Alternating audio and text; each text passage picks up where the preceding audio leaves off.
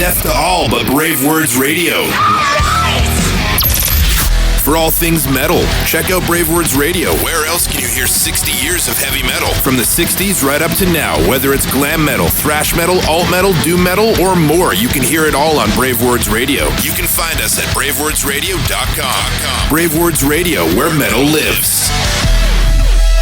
And I'm so excited because how fitting is this to have the Metal God on BraveWords streaming for Vengeance? We are streaming for Vengeance. Yes. Absolutely. Absolutely. This album's got all of that texture and more.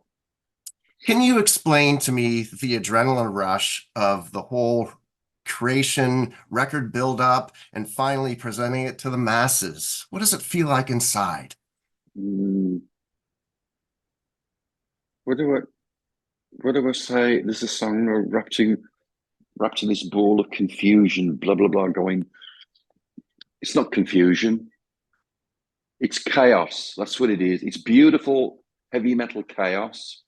And I don't mean chaos in the destructive sense. I just mean chaos in the creative, optimistic, hopeful adventures that this band is still having, particularly as we lead up to the release date. There's an enormous amount of stuff going on, as you know, behind the scenes once the record is made. And so with just a few days away as we're talking now for the Invincible Shield to be released worldwide, after a few songs that have already been sent out, and the response has been mind-blowing. We're so grateful and honoured to get the positive feedback. It's a whole mixture of emotions, probably different to what I've ever felt before for this band. Particularly on the back of Firepower, which was a really strong statement. Something's happened on this album, Tim. I don't know what it is, but there's something happening on this record collectively in the album sense. The way the songs are being constructed, and particularly the sequencing, has just put this record in an extraordinary place. And you know, let's not overthink it. Let's just be happy and joyful and grateful for this great moment in metal for Priest. So this process obviously must feel different every time, or does it get better every time? The process is pretty similar, like any band. You know, you have a task, which is to make an album. The references are always internal. I've got 19 studio albums with this band in my head. So when we're writing, all of that's going through, you know, in terms of avoiding certain things, striving for that original place of originality and place of uniqueness that particular song is defining itself with. That's also always the kind of the terrifying adventure that you're on. But the way these songs came together, with, as usual, two guitar players and a singer, a lot of it had the similar kind of textures in terms of, you know, skeleton, put some bone, you know, put the bones together, put some meat on it, and there's your song. But how these songs came about compared to how the songs came about for Painkiller, or how all the songs came about for Screaming for Vengeance, it was just an extraordinary place. After the 2 years of pandemic, where we were all cut off from each other, literally, figuratively, no connection, and that's so hard for any band, you know. So maybe some of that crept into it. Maybe that some of that crept into the survivability of not only the band but humanity. You know, that some of that's seeped into the creative elements of these songs. It's just a lot of strong statements, a lot of personal statements, probably more personal than any album that I think we've ever made. But just the way that each song is really speaking out with so much strength and power. Collectively, you know, it's great to kick off an album with Panic Attack, right, and Serpent and the King, but then where do you go? You know, you go to these places like Crown of Horns, and Giants in the Sky and all of these other songs are just the way all of these songs have been created, and you put them together in an album idea, and it's just a very, very spectacular time. How does this wonderful metallic voice keep up with all those riffs? Every Priest record is a riff heavy record, but this sounds like even not just one black eye, but two. And how does that voice keep up with these guitar players? The riffs are colossal. The riffs are colossal, aren't they? There's probably more riffage on this album than ever before. And the arrangements, God, it's just magic, Glenn and Richie worked really hard to because do you remember we said some time ago, somebody was saying, what's this album sound like? And I think both Richie and I went, it's a bit progressive. People thought we were going to be, turn into heavy metal Rush or something. But I think what he meant by that was definitely you listen to the arrangements of the, not all of these songs, but a good good components of these songs do have some extraordinary arrangements in them. And so for me as a singer, having to step up to meet that kind of world, that heavy metal instrumentation world of Scott playing his heart out, Ian's bass is just colossal on this record.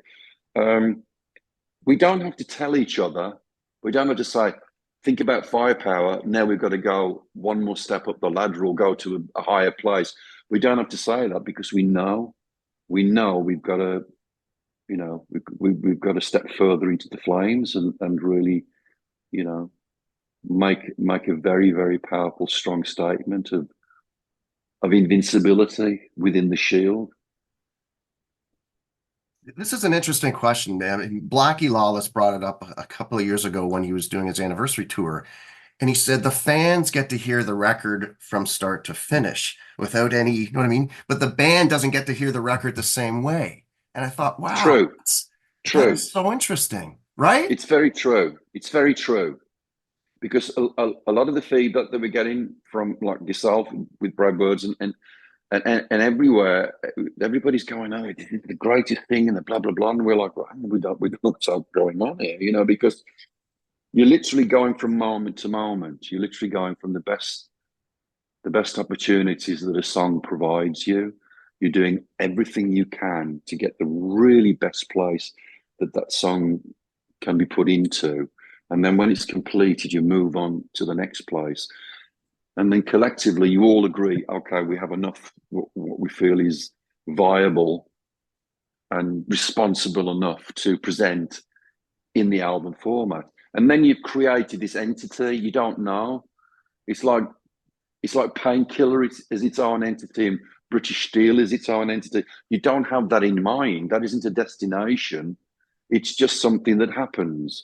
And your fans perceive that exclusively in that way. And then the talk back is, this is what you've done, And maybe that's a good thing. Maybe that's a good thing that you are out of that kind of sphere of observation, because it just keeps everything so pure. I will admit that I got to the end of the record and I'm like, what is the UK meaning of the lodger? So vengeance is mine, says the lodger. Can you explain? It's a fantastic tune, really really moody, really great end of an album. Tell me about it. Bob Halligan Jr. Okay. Take these chains off. Some heads are going to roll. Bob came to a show years ago. I said, are you still writing? He said, that's all I do. I write songs. I go, well, if you've got anything that you think is priestable, like you did with chains and heads, just send it to me. So sometime later, I'm terrible. I should keep a calendar of when these things happen. But he sent me the file and I immediately went, this is just great. I can just hear Priest doing this right away. The demo was so good. The guys agreed and said, let's give it the Priest treatment. I wanted that song on the main release. I was really fighting for it. I didn't get my way, and I'm glad I didn't, because it wouldn't work in this running of Panic Attack to Giants in the Sky. if we'd have put it anywhere along, the texture was wrong. Right. Not wrong. Not wrong as the song is wrong, but you know what I mean? Yeah. The dynamics, the constructivity of the song, the arrangement, the presentation, it just wouldn't fit the way it was shaping up. So we kept it as a track that went on the deluxe version.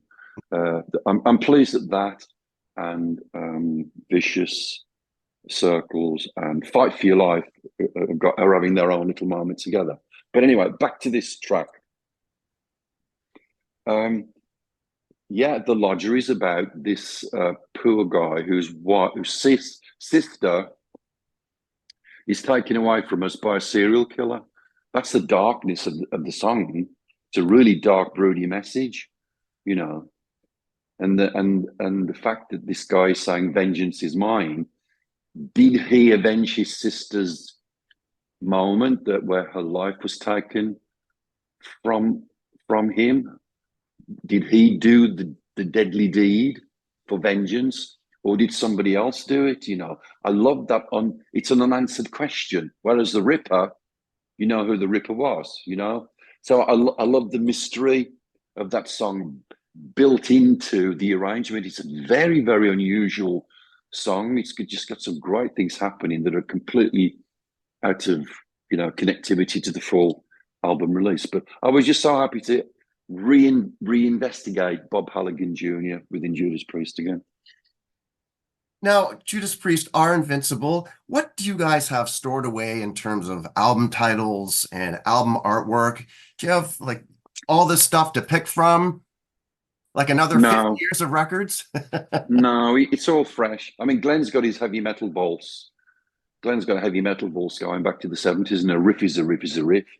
Yeah. It's just riffs are waiting, you know. Riffs are waiting to be used. Words are waiting to be used.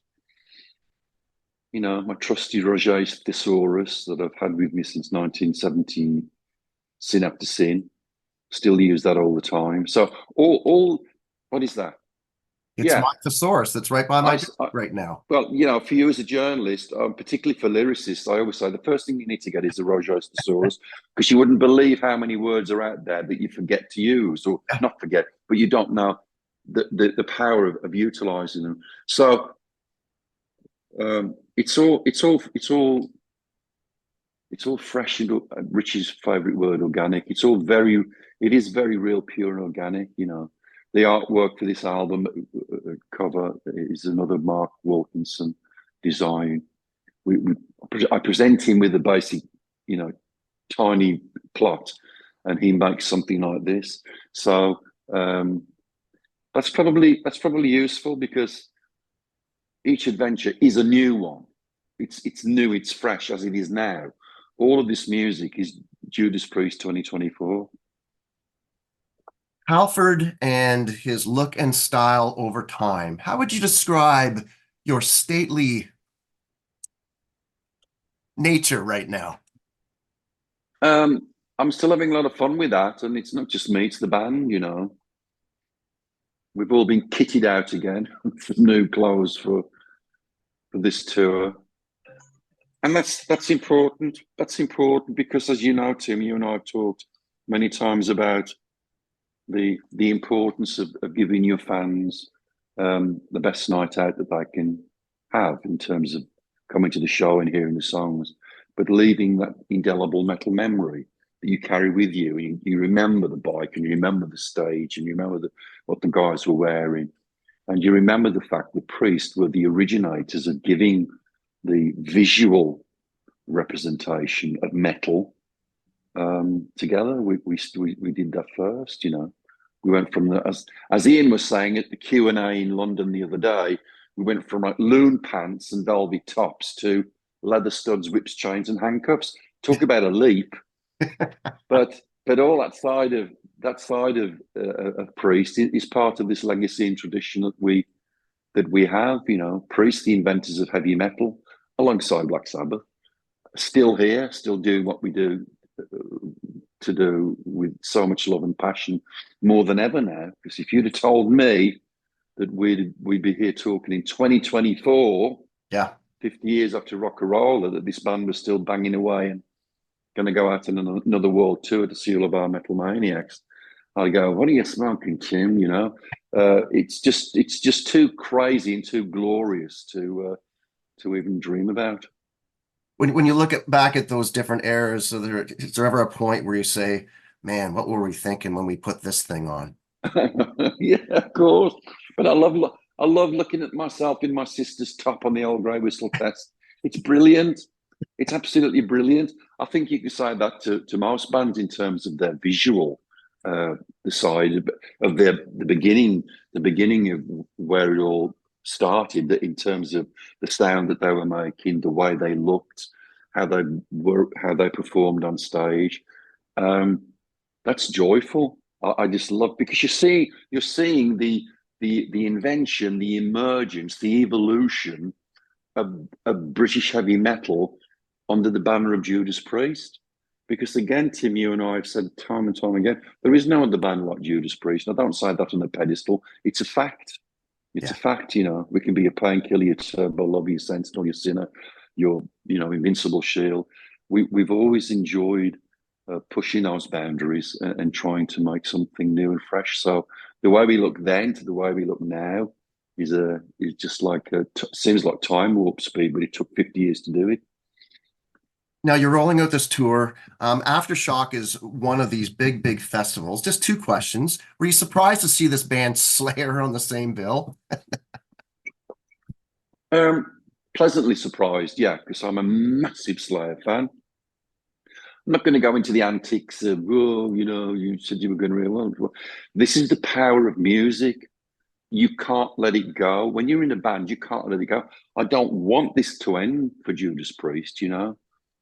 I just don't want it to end because there's so much love and joy and adventure and gratitude and, beautiful moments. Why would you want to knock that on the head? Sometimes you don't have any choice. Sometimes if health steps in, or other circumstances step in, um, that's what happens. You and I have had the conversation of the alleged Judas Priest farewell tour that wasn't never going to be one, but the messages that sent out to the fans must have been massive disappointment. I'm only going to get to see these guys one more time, and they're such an important part of my life. Their music is so important to me. I bet Slayer fans were losing their mind when we heard they were going to go back out again. Me included. I just heard Kerry's new track. I was banging my head to that, and then 48 hours later, this happens. It's absolutely fantastic. I'm so happy for the guys, and I can't wait to see them. Do you have a couple more minutes for some fun Yeah. song? Fun. Yeah. You know what I've been doing with my interviews? I've been calling it the BraveWords rapid fire. So just some left field, just to kind of get to know you a little bit better. Yeah, maybe I took a little bit from Stephen Colbert, but because I called it rapid fire and fans or the bands love this first question, what's your favorite song on British Steel? Ooh, oh God. You say that and all the songs are jumping around in my head. But in terms of the metal, I would say Rapid Fire. Ironically enough, Rapid Fire. There's just something about that track that just gets the room jumping, or gets Metallica out front of Power Trip, banging heads and playing air guitar. It's just a special track. Who is your rock star or your metal god? Ooh, I'm just going to jump right in and say Ronnie, because I learned so much from Ronnie as a singer and as a performer. Do you remember the moment when you thought, you looked in the mirror, music has to be my life? That's it. I would say probably Sad Wings of Destiny. The whole experience of Sad Wings of Destiny was a commitment from that record on. Rock and Roller was kind of going through the door, experiencing making a professional record for the first time. But once we'd done that, and once we toured with that, and once we got into the Sad Wings of Destiny world, that was it for me. I didn't want to do anything else. That's a great answer. That is a great, fantastic answer. Have you ever asked for an autograph? No. Really? No, I don't think I've ever asked for an autograph. No, um, it just hasn't happened. So I can just say, so while I'm answering you, I'm thinking, and no, I haven't asked anybody for an autograph. Is it a shy thing, or is this something you just don't care about? Um, well, I have to be careful how I choose my words here. I love, and I still value privacy and personal time. And depending on where the moment is for an autograph, I'll sign I'll sign autographs until the sun comes up at a show or after a show or in a hotel lobby or whatever. But I think it's all about, time and place or something like that. And some people are very adamant about not giving autographs, whether it's Dave Grohl or Paul McCartney. They don't understand what that means. I do. I understand what that means. So that's probably part of what makes me not want to bother somebody for an autograph. Not bother, that's the wrong word, but you know what I mean. Yeah, no, I understand. Free space. Last time you asked for a selfie. Oh, well, it was going to be with Dolly, wasn't it? Because when this was coming up, this Rock and Roll Hall of Fame thing, I was mouthing off, going, all I want is a selfie with Dolly. I never had a selfie with Dolly. I would have liked to, because I would have liked to have said I did it on my phone. But when I met that woman, I was just in awe, and I was just like, quaking in my heavy metal boots that I didn't have the audacity to say that. I did get one with Simon Le Bon, though.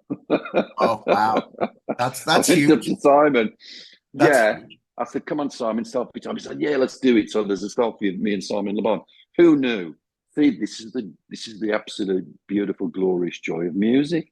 1 minute you're having a selfie with Simon Le Bon, and the next minute you're doing a duet with Dolly Parton. How mad is that?